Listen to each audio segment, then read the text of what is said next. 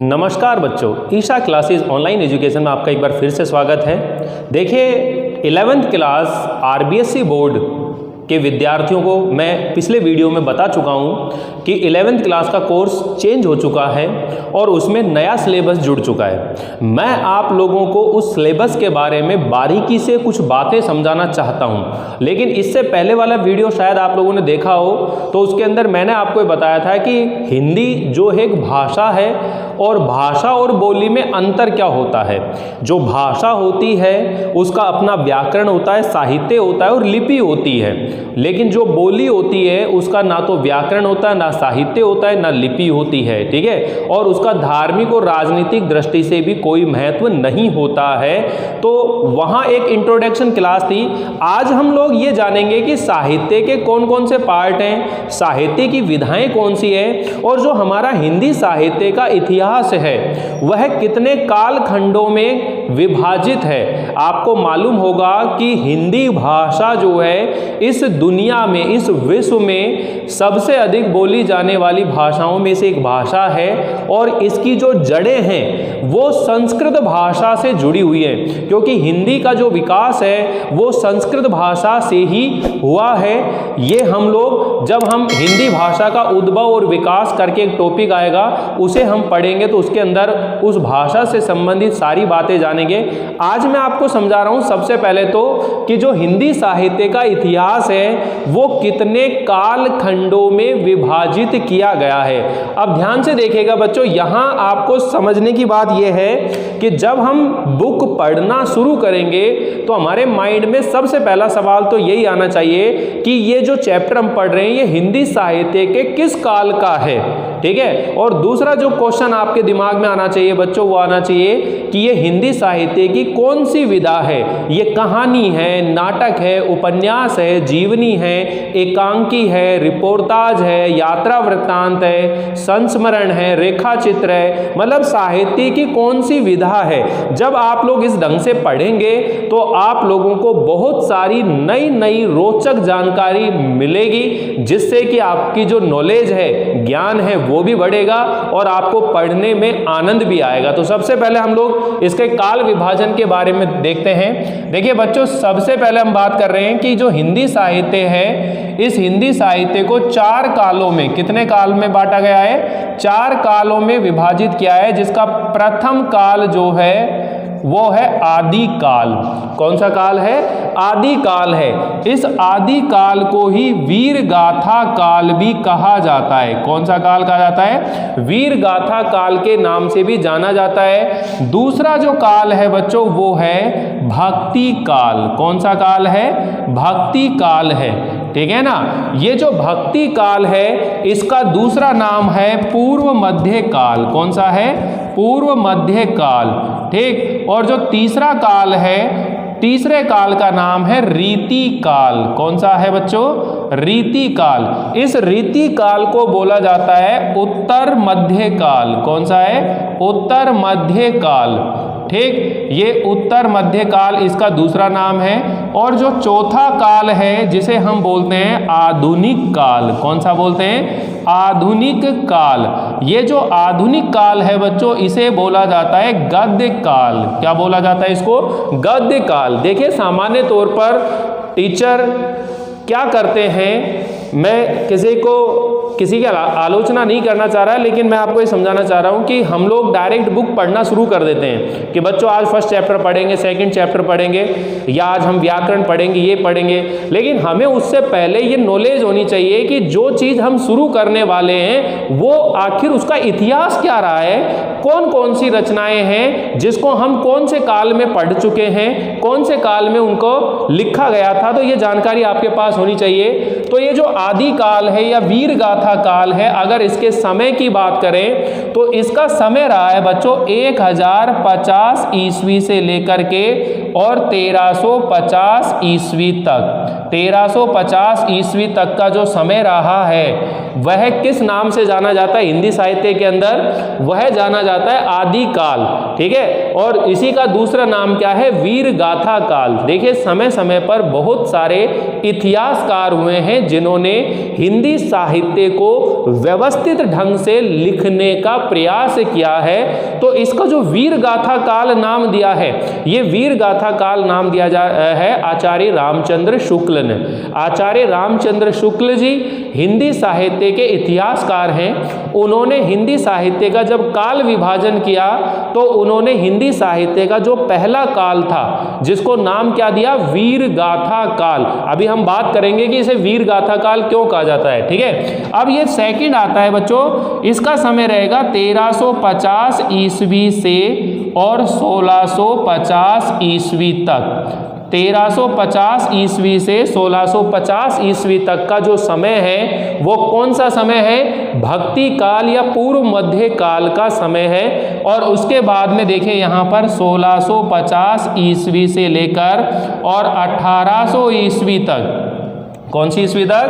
1800 ईस्वी तक का जो समय है वो किस नाम से जाना जाता है? रीति काल के नाम से जाना जाता है। और उसके बाद में ये समय शुरू होता है आपका 1800 ईस्वी से लेकर के और अब तक का ये जो समय चल रहा है ये किस नाम से जाना जाता है? ये आधुनिक काल के नाम से जाना जाता है। तो ये तो एक काल विभाजन सामान्य तौर पर हम लोग कर रहे हैं, इनके भी कई पार्ट हुए हैं जिनके बारे में जानकारी हमारे पास होनी चाहिए। तो चलिए हम लोग सबसे पहले जानते हैं कि ये जो आदि काल है, इस आदि काल की क्या विशेषताएं हैं। वैसे हमारे 11th क्लास के कोर्स के अंदर आदि काल की किसी भी रचना को सम्मिलित नहीं किया गया है, किंतु फिर भी हमें इनकी विशेषताओं के बारे में थोड़ी बहुत जानकारी होनी चाहिए। तो सबसे पहली बात देखिए कि जो आदि काल है उस आदि काल को वीर गाथा काल नाम क्यों दिया गया? सबसे पहले तो हमारे मन में एक क्वेश्चन आना चाहिए कि भाई ये जो आदि काल है इसे वीर गाथा काल क्यों कहा जाता था? तो आप ये ध्यान से समझिए कि ये जो समय था, इस समय जो रचनाएं लिखी जाती थी उन रचनाओं में, उस साहित्य में राजा की प्रशंसा और उसकी वीरता का बखान किया जाता था। क्या किया जाता था? उसकी प्रशंसा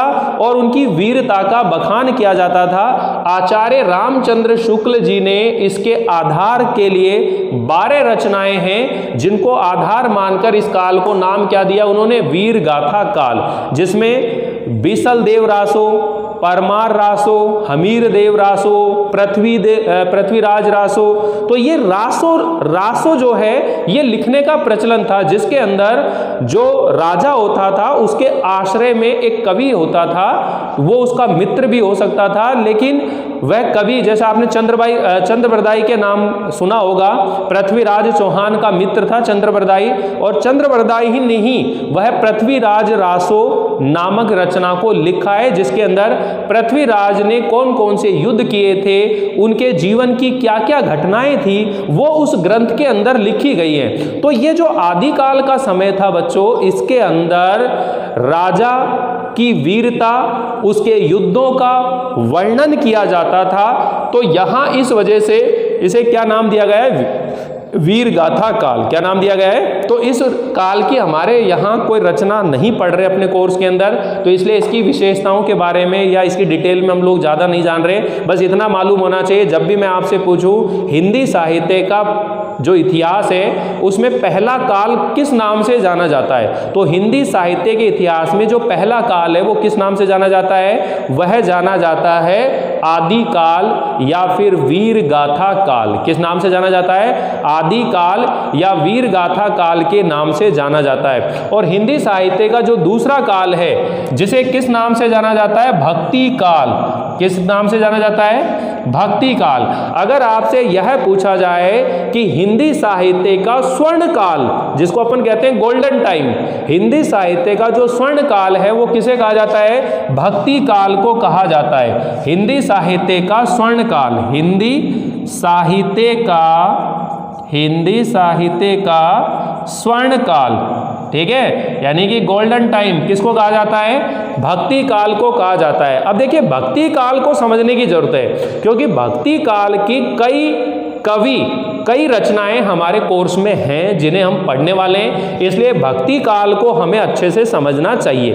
तो देखिए भक्ति काल की विशेषता क्या है, सबसे पहले तो ये देखिए यहाँ 1350 का ईस्वी का समय चल रहा है और इससे पहले एक सन आता है 1191, ठीक है ना, यानी कि 1191 ईस्वी जो थी यहां पर तराइन का प्रथम युद्ध हुआ था। किस किस के बीच में हुआ था? पृथ्वीराज चौहान और मोहम्मद गोरी के बीच में युद्ध हुआ था।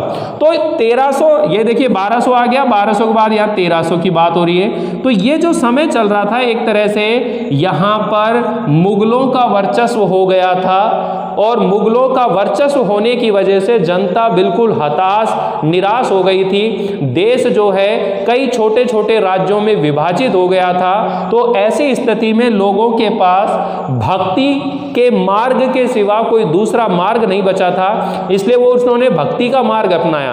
अब यहाँ पर देश के अलग अलग हिस्सों से भक्ति आंदोलन की शुरुआत हो गई, ठीक है ना। आपने रामानुजाचार्य का नाम सुना होगा, ठीक है ना। आपने ऐसे बहुत सारे जो संत महात्मा हैं जो उनके बारे में हम लोग बात करेंगे, तो उन्होंने भक्ति के मार्ग को अपनाकर और लोगों को जो दुखी हो चुके थे, निराश हो चुके थे, उनको जीवन के अंदर कुछ आशा देने के लिए, उम्मीद देने के लिए उन्होंने भक्ति काल के मार्ग को अपनाया। तो हम लोग पहले ये बात करते हैं कि जो भक्ति काल है, ये भक्ति काल की 2 शाखाएं थी। भक्ति काल की कितनी शाखाएं थी बच्चों? 2 थी। एक क्या थी? सगुण। एक क्या सी थी? सगुण भक्ति काल। और एक कैसा था? निर्गुण। एक कौन सा है? निर्गुण। एक सगुण और एक निर्गुण। अब सर ये क्या बात है, सगुण और निर्गुण में क्या अंतर है? तो सबसे पहले हम लोग ये सीखते हैं कि सगुण और निर्गुण का मतलब क्या है। यानी कि भक्ति काल में ऐसे संत, ऐसे महात्मा या ऐसे संत कवि जिन्होंने ये कहा कि भाई ईश्वर का रूप, रंग, आकार, प्रकार, दिशा होती है, यानी कि जिन्होंने ईश्वर को किसी मूर्ति के रूप में पूजा, वो तो कहलाए सगुण भक्ति काल, सगुण भक्ति धारा। समझ में आया ना। यानी कि सगुण वाले जो लोग हैं, संत हैं, कवि हैं, वो किसकी बात करेंगे? वो किसकी उपासना करेंगे? वो साकार रूप की, ईश्वर के साकार रूप की क्या करते हैं? आराधना। साकार का मतलब क्या है? ईश्वर जिसका आकार है, जिसका रूप है। जैसे अपन कृष्ण जी की बात करते हैं तो कृष्ण जी का वर्णन आप लोग बहुत अच्छे से पढ़ चुके होंगे 10th क्लास तक। 11th क्लास के अंदर भी हम लोग पढ़ेंगे। मीराबाई का जो चैप्टर है जिसमें भगवान श्री कृष्ण जी के सुंदर गीत उन्होंने गाए हैं, उनकी भक्ति में बिल्कुल दीवानी हो गई थी। तो मतलब ऐसे संत महात्मा हुए हैं जिन्होंने ईश्वर के रूप, रंग, आकार स्वीकार करके और ईश्वर के साकार रूप की आराधना करी, वो तो कहलाए सगुण, ठीक है ना, सगुण उपासक। और निर्गुण उपासक का मतलब क्या है?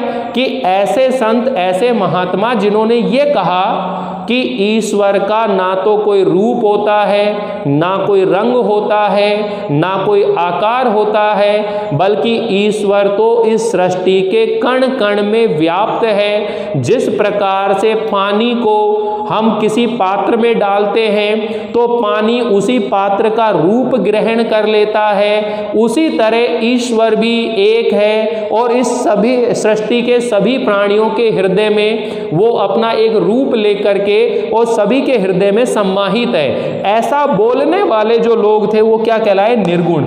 यानी कि ऐसे संत महात्मा जिन्होंने ब्रह्म साधना, योग साधना या परम ब्रह्म तत्व की ही आराधना करी, यानी कि इन लोगों की दृष्टि में ईश्वर का कोई रूप, रंग, आकार नहीं है, ईश्वर तो सृष्टि की हर वस्तु में विद्यमान है, ऐसा कहने वाले क्या कहलाए? निर्गुण उपासक। और जिन्होंने कहा कि ईश्वर का रंग, रूप, आकार होता है, वो क्या कहलाए? सगुण उपासक कहलाए।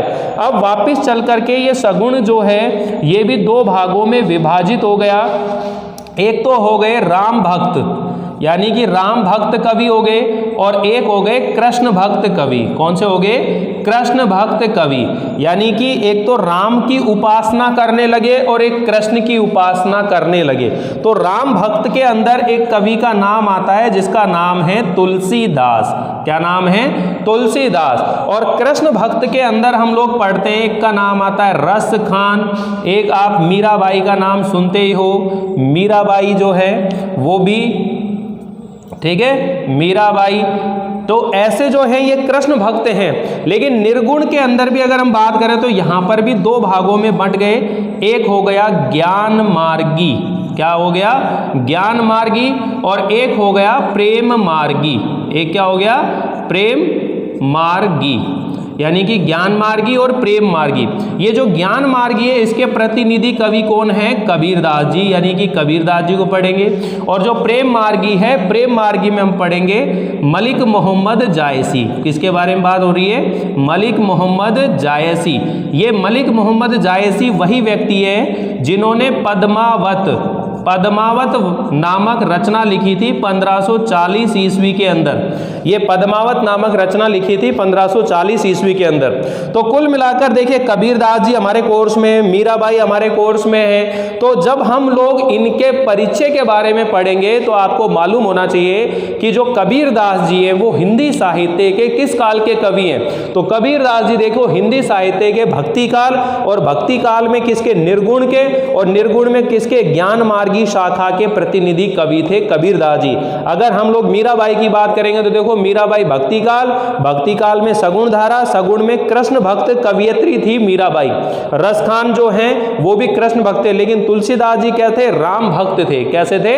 राम भक्त थे। तो कुल मिलाकर आप लोगों को यह ध्यान होना चाहिए बच्चों कि जब हम राम भक्त साहित्य पढ़ते हैं तो इसमें राम की मर्यादा, पुरुषोत्तम भगवान श्री रामचंद्र जी के गुण, उनकी मर्यादा का वखान किया गया है, वर्णन किया गया है। यानी कि राम भक्त कवि जितने भी हुए हैं उन्होंने जो भी साहित्य लिखा है उनका आधार ग्रंथ कौन सा हुआ है? वाल्मीकि द्वारा रचित रामायण। उस रामायण को आधार बनाकर ही यहाँ पर आगे साहित्य लिखा गया। लेकिन कृष्ण भक्त के जो कवि हुए हैं उन्होंने कृष्ण जी की बाल लीलाएं, उनकी रास लीलाएं, क्रीड़ाएं, या भगवान श्री कृष्ण जी के रूप सौंदर्य का वर्णन किया है कृष्ण भक्त कवियों ने। और जो कबीरदास जी हैं उन्होंने ज्ञान की बात करी है। उन्होंने समाज में व्याप्त जो आडंबर हैं, समाज में जो बुराइयां हैं, ठीक है, अंधविश्वास हैं, उनको दूर करने के लिए कई दोहों का, पदों का, रचनाओं का यहाँ पर उन्होंने रचना की है। और जो मलिक मोहम्मद जायसी है पद्मावत, यहाँ एक विशेष बात क्या है बच्चों, यहाँ पर जो साहित्य लिखा गया उसमें जो लीड रोल होता था, मुख्य भूमिका में कौन होती थी? कोई महिला होती थी।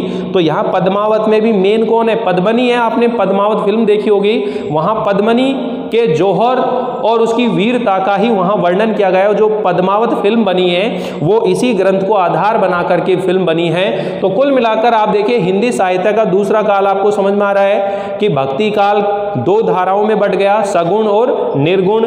फिर राम भक्त और कृष्ण भक्त सगुण में, और निर्गुण में क्या हो गया? ज्ञान मार्गी और प्रेम मार्गी। सगुण और निर्गुण का मतलब समझ में आ गया कि ऐसे लोग जिन्होंने निर्गुण, निराकार का मतलब जिसका कोई आकार नहीं है, ठीक है, यहां पर लिख देते निर्गुण, निराकार, ठीक है ना, जिसकी आराधना करी वो तो निर्गुण। लेकिन जिन्होंने ईश्वर के साकार रूप की आराधना करी, साकार रूप की आराधना करने वाले लोग क्या कहलाए? ठीक है ना, वो सगुण कहलाए। क्या कहलाए? वो सगुण कहलाए। तो ये दोनों में अंतर है। इनका निर्गुण, निराकार, कोई आकार नहीं, इनका आकार, यानी कि इन्होंने एक विशेष रूप को मान करके आराधना करी है। ठीक है, फिर हम बात करें रीति काल की। किसकी बात कर रहे हैं बच्चों? रीति काल। अब ये रीति काल जो है इसको दरबारी साहित्य कहा जाता है। रीति काल की क्या विशेषता है आप ये समझिए। रीति काल हिंदी साहित्य के अंदर वह काल रहा है जिसमें साहित्य केवल दरबार तक सीमित रह गया। यानी कि रीति काल के काव्य की विशेषताएं समझिए। रीति काल का मतलब क्या है? रीति का मतलब होता है ढंग या तरीका। जो रीति शब्द है उसका मतलब होता है ढंग या तरीका, यानी कि रीति काल के अंदर साहित्य नहीं लिखा गया, बल्कि साहित्य कैसे लिखना चाहिए उसके लक्षण ग्रंथ लिखे गए। साहित्य कैसे लिखा जाए उसके लक्षण ग्रंथ लिखे गए, ठीक है ना। तो इसकी सबसे बड़ी विशेषता तो ये होगी कि रीति काल का कोई भी कवि होगा वो राजा के आश्रय में रहेगा, वो किसी ना किसी राजा के आश्रय में रहेगा और उसने राजा के आश्रय में रह करके और लक्षण ग्रंथों की रचना करी है। किसकी करी है? लक्षण ग्रंथ क्या होते हैं? जैसे अलंकारों के बारे में लिख दिया, छंदों के बारे में लिख दिया, शब्द शक्ति के बारे में, रस के बारे में, नायिका के भेद, ठीक है, नायिका के नख शिख वर्णन, ऐसा जो वर्णन है वो रीति काल के अंदर हुआ है। तो रीति काल का ही दूसरा नाम क्या हो गया? उत्तर मध्य काल भी बोला जाता है। 1650 से लेकर 1850 ईस्वी तक का समय रहता है। ये 1850 ईस्वी तक का समय रहता है। ये थोड़ी सी गलती है, सुधार लेना, 1850 ईस्वी तक का समय रहेगा। तो इस तरह से ये जो 1650 से 1850 का समय रीति काल का कहलाया।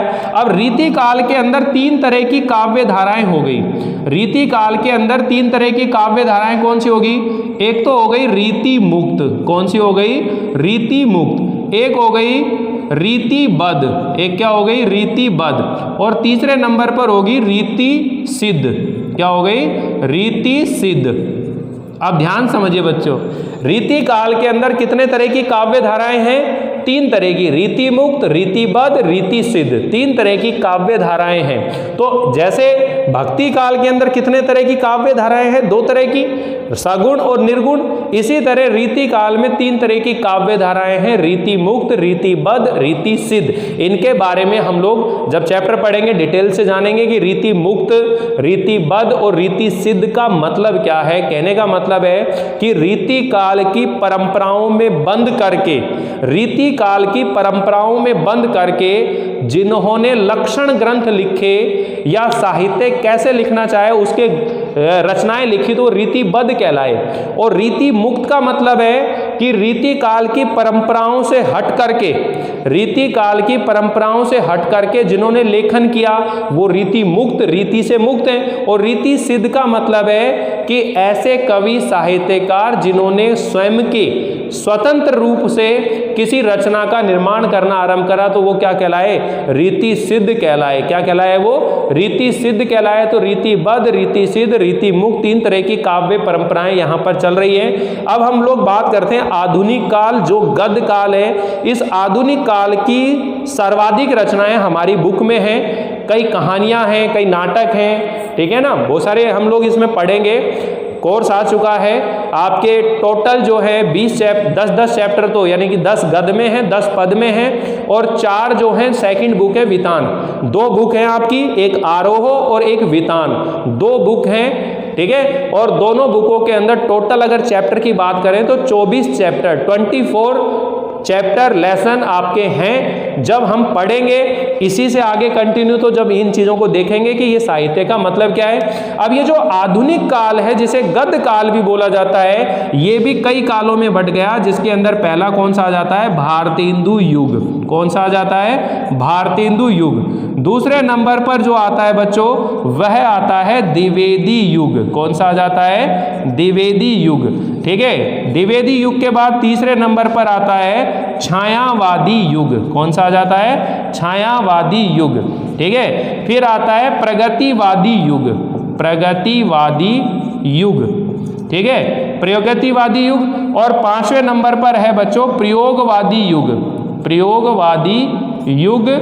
और 6ठे नंबर पर है आपका नई कहानी आंदोलन, नई कहानी आंदोलन, ठीक है। तो इस तरह से ये आधुनिक युग के अंदर हम लोग बात करेंगे छायावादी युग भी 3 तरह से बटा हुआ है। तो ये आधुनिक युग के अंदर ये चीजें हैं। तो इन चीजों को आप लोग इस ढंग से तैयार रखेंगे कि हिंदी साहित्य का जो काल है, हिंदी साहित्य का जो इतिहास है, वो कितने कालों में विभाजित किया गया है। हिंदी साहित्य के इतिहास को 4 काल में विभाजित किया गया है, जिसके अंदर हम सबसे पहले आदिकाल, भक्ति काल, रीति काल, आधुनिक काल। ठीक है, आधुनिक काल जिसको आदिकाल या वीरगाथा काल कहते हैं, इसकी कोई रचना नहीं है। भक्ति काल 2 काव्य धाराओं में विभाजित हो जाता है, एक सगुण और एक निर्गुण।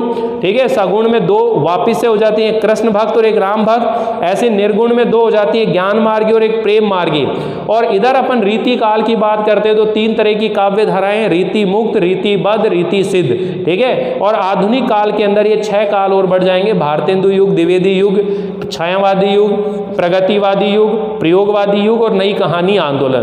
तो ये सारी जो बातें हैं आपके रजिस्टर में फर्स्ट पेज पर, पहले पन्ने पर ये सब चीज़ें नोट होनी चाहिए, क्योंकि जब हम लोग पढ़ना शुरू करेंगे तो ये जानकारी आपके पास होनी चाहिए। मैंने पिछले वीडियो में बता चुका हूँ, आपको एक रजिस्टर बनाना है, उस रजिस्टर के 2 पार्ट करने हैं। एक पार्ट के अंदर हम लोग जो है ग्रामर करेंगे, पत्र लेखन, निबंध लेखन और जनसंचार माध्यम का टॉपिक है, जिसके बारे में हम लोग पढ़ेंगे। राइटिंग स्किल है, यही चीज़ आपको 12th में काम आने वाली है। तो आप लोग थोड़ा सा अच्छे से, सावधानी से, साफ साफ, सुंदर सुंदर ढंग से लिखना, क्योंकि पढ़ना आप लोगों को ही है, कोई दूसरा व्यक्ति पढ़ने वाला नहीं है। ठीक है, तो आगे ध्यान रखिए।